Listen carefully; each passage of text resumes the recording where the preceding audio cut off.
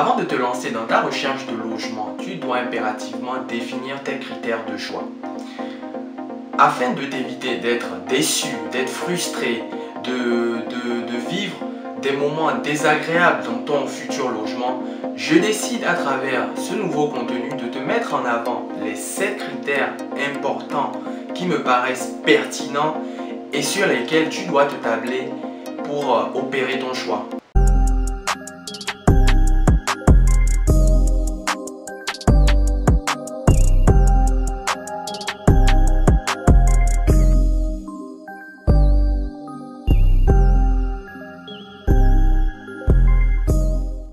Moi c'est Christian Aza de la chaîne Étudier et Vivre en France. Si tu es nouveau sur cette chaîne, je te souhaite la bienvenue et je t'invite à t'abonner à celle-ci afin de pouvoir bénéficier des vidéos quotidiennes que l'on diffuse.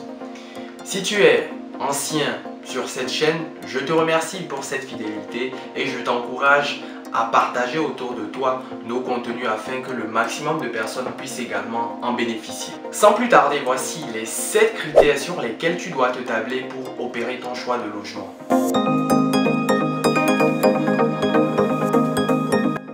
C'est l'élément primordial et capital qui doit te guider dans le choix d'un logement. Car au quotidien, tu auras à faire des navettes logement, école, logement, bibliothèque, logement, centre culturel, que sais-je. C'est pour cela qu'il est important que tu puisses prendre un logement à côté de ton école. Cela t'évitera des heures de frustration dans les transports. Cela t'évitera d'entacher ta journée à cause d'un retard de bus. J'entends des étudiants souvent me dire « J'habite en banlieue pour économiser ». Arrête-moi ça, cher ami. Tu n'es pas en train d'économiser. Tu es en train de te tuer à petit feu à cause de ces heures dans les transports, à cause de ces heures dans le bus, à cause de ces échanges houleux avec les passagers pour X ou Y raison. Prends un logement à côté de ton école, habite à côté, sois indépendant de la météo, des retards des bus et profite sereinement de ton séjour en France, même s'il faut payer un peu plus cher. Il est important de prendre un logement décent et de toutes les façons la loi prévoit cela. Tout logement décent doit avoir impérativement une superficie de 9 mètres carrés et d'une hauteur minimale de 2,20 mètres. Cher ami, ne prends pas un logement ou une cage à souris sous prétexte que tu ne trouves pas de logement, car il ne sert à rien de prendre un logement où tu pourras à peine mettre ton lit et ne pas pouvoir te déplacer, ne pas pouvoir accueillir des amis, ne pas pouvoir mettre une table pour étudier. Paye un peu plus cher, investis dans ton logement, car cela va toujours dépendre également de ton bien-être, de ta bonne humeur. Car avoir un logement décent va te permettre de bénéficier d'un avantage que je te dirai plus tard. Ceci est un élément non négligeable.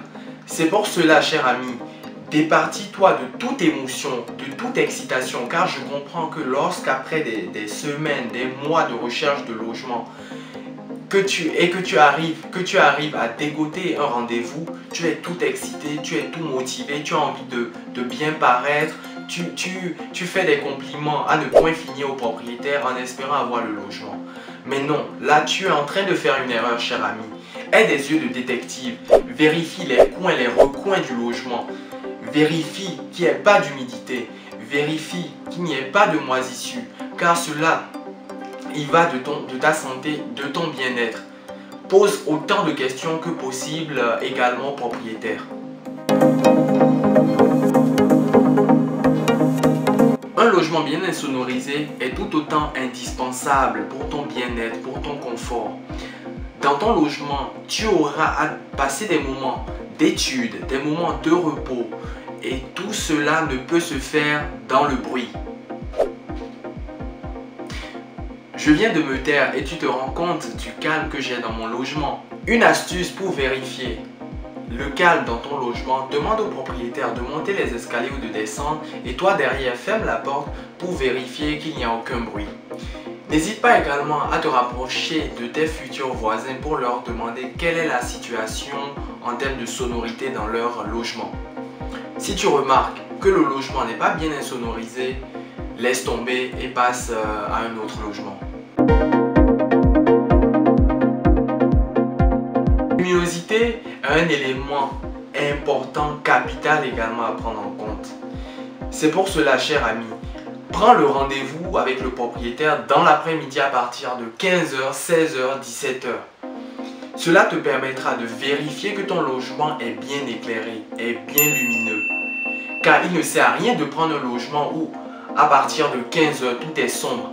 Car cela va jouer sur ton comportement au quotidien, sur ton moral, sur ta motivation. Prends un logement lumineux, éclairé, qui te permettra d'économiser sur ta facture d'électricité et qui va te permettre d'être tout le temps de bonne humeur, positif, actif. Je n'aurais pas pu te lister ces différents critères sans te parler du prix. Le prix reste le nerf de la guerre. Le prix reste l'élément qui te motive à opérer un achat. Afin de faire une meilleure opération, n'hésite pas à comparer le prix du logement du propriétaire que tu vas rencontrer avec celui du prix du marché. Pour cela, il y a différents sites spécialisés qui mènent des études sur les logements dans ta ville. N'hésite pas à faire des comparatifs.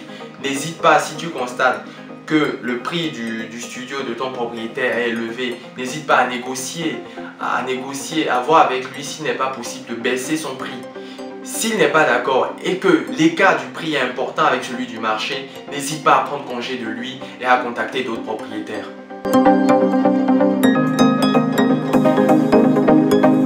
Tout étudiant ou salarié ayant un faible revenu a la possibilité de bénéficier d'une subvention de l'État. Cette subvention t'aide à payer ton loyer et il s'agit d'une subvention qui varie entre 20 et 50% de ton loyer. C'est pour cela, je te disais plus haut, d'avoir un logement décent, car cela est l'une des conditions qui te permettra de bénéficier de cette aide. Voici, cher ami, nous sommes à la fin de cette vidéo. J'espère que tu as retenu quelque chose. Tu peux, bien évidemment, ajouter à ces différents critères d'autres critères subjectifs qui sont relatifs à ta personnalité. N'hésite pas également à nous partager en commentaire d'autres critères qui te paraissent pertinents et non négociables. Si tu as aimé cette vidéo, tu sais ce qu'il te reste à faire. En attendant la prochaine vidéo, prends soin de toi et à très vite. Ciao.